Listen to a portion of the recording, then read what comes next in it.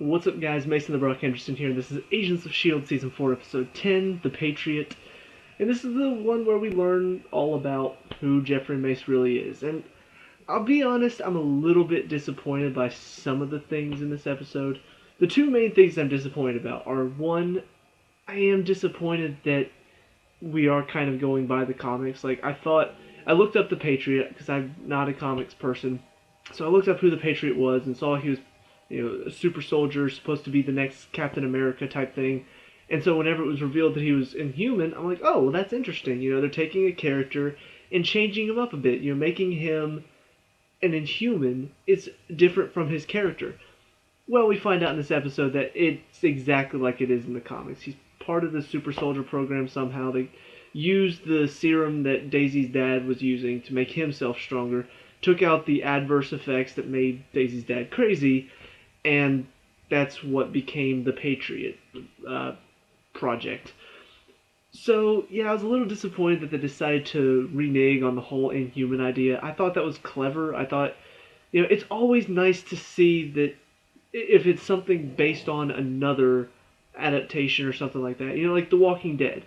Like, some of the changes they've made from the comics have been interesting, but then there have been some that people thought was going to be different, and then they ended up going exactly by the comics, and it's just like, well, anybody who's read the comics knows what's going to happen.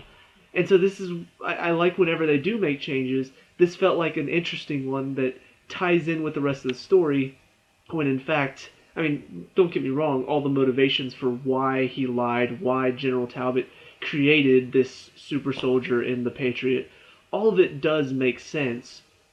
But I wish they hadn't gone by the comics. But just a little disappointment there. Not bad.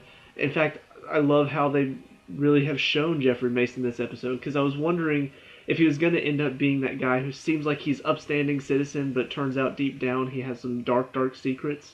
We find out that he really is a good guy. Whenever all of this was going on, he truly wants the Inhumans to have the same rights as everybody else. So he thought this was a good idea because it would help them if he told everybody he was Inhuman. It would help people view Inhumans in a different way. So he had a good motivation. And on top of that, we find out that what happened in Vienna turned out to just completely be an accident. Like, he tripped on something and pushed a woman out of the way. He didn't even see her. And so that was his big heroic act. And everybody was like questioning him about it. He tried to play it down, and everybody just thought he was being modest.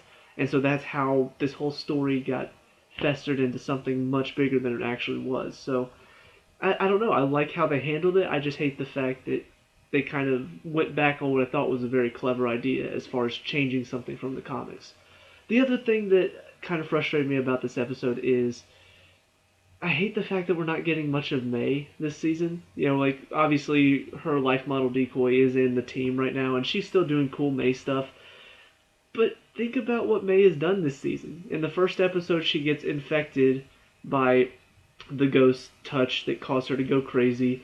And so then the next couple episodes are her losing her mind, and then they finally save her, but then she's still not strong enough to be able to come back into the field. And when she finally does, by that point she's already been replaced with the LMD. So May herself is not in it.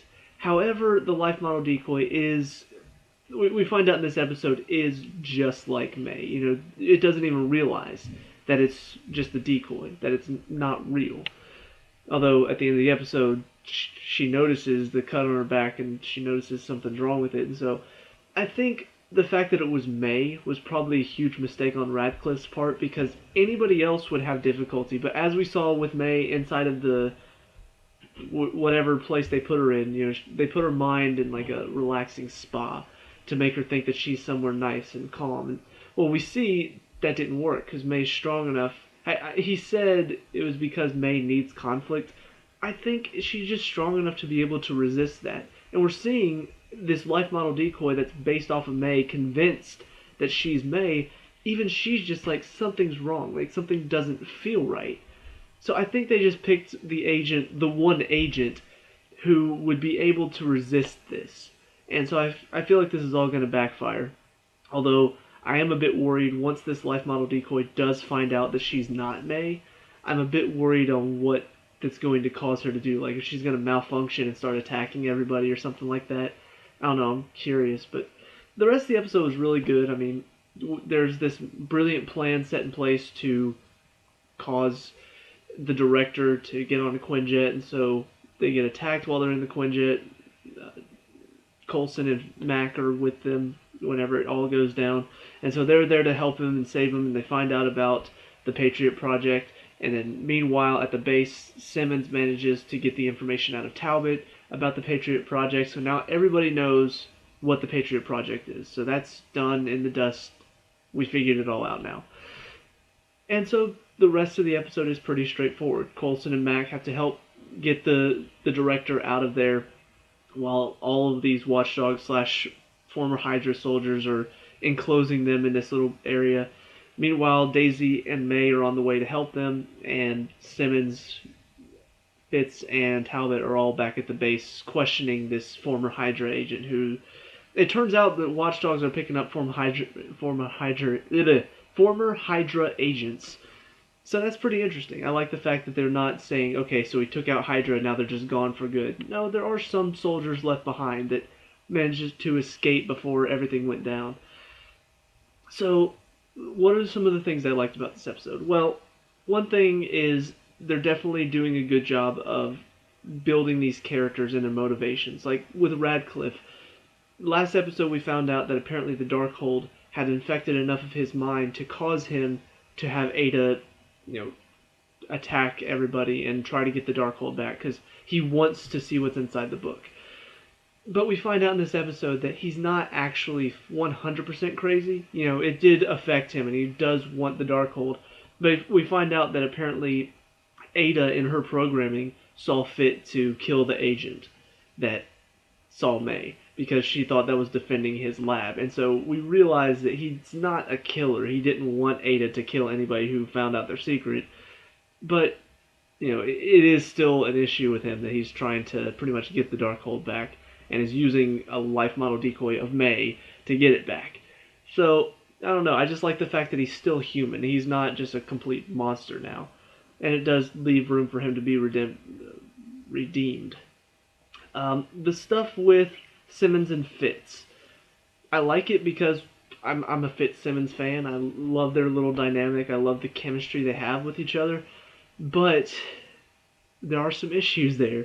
We see that while things are going well with them, we see Fitz is I don't know what it is with him, but for some reason he's really fixated on this whole Ada thing. Trying to create AI and trying to get somebody to be there to save other agents. I don't know why he's so fixated on it, but we see at the end he's downloading all the information from Ada's head. So he's still trying to figure out what went wrong, trying to figure out exactly where the programming failed. So I'm a bit worried for Fitz, because I feel like once Simmons finds this out, there may be kind of disconnect there. I don't want that to happen. The stuff with the former Hydra agent inside the base, I really like the fact that we see just how dedicated these people are. They're not just, we're watchdogs who just want to kill the Inhumans. No, these people are soldiers. They are willing to stand up to torture. It took Simmons faking, Ada's head in a box with blood covered on it. That was the only way to get him to talk, was to scare the information out of him. And I still feel like Agent Blake may be behind all of the watchdogs and stuff, just because somehow they knew exactly what was going to happen. They had so many plans set in place, but they knew enough about S.H.I.E.L.D's tactics to plan all of these different Plan A, Plan B, Plan C, all of this stuff. So I feel like Agent Blake is the best candidate because he knows enough about S.H.I.E.L.D. to know what would be Plan B, what would be Plan C, what would they do after that. So I feel like that's where it's going. If not, they better have a really good twist in place, because honestly, even though it is a little bit predictable because he's the only one that makes sense to be in charge, I don't know, I feel like that would be a good story. It would make sense in context of everything else. So even though it is predictable, I think it's a good story to tell, and I want to see them go up against Agent Blake with all of these new resources he's acquired. So we'll see if that's what's going on. If not, I still think they have probably a good story in place, because honestly, this season it's still crushing it. Like I was worried after Ghost Rider left, because that was awesome seeing Ghost Rider in the show. I was worried after that story got done that it would kind of just fall off and be like, oh, okay, Ghost Rider's gone. Well, things just kind of from there. No, things are still really interesting. There's still a lot of good intense moments. There's still a lot of good action, good stories being told with some of these characters. I'm happy. I'm really happy with what they're doing right now. I hope it continues on in this vein and just continues to get better and better and better. And who knows? I don't know where they're going with this. I don't know what's going to happen. I thought it was going to be based on the artwork for this season. The whole they have the LMD and then they have everybody's pictures and they're all covered in red except for Agent May. I thought it was going to be one of those where each of them gets replaced one by one, and as they get replaced, the red will get down over their face, and now all of a sudden their picture's clear.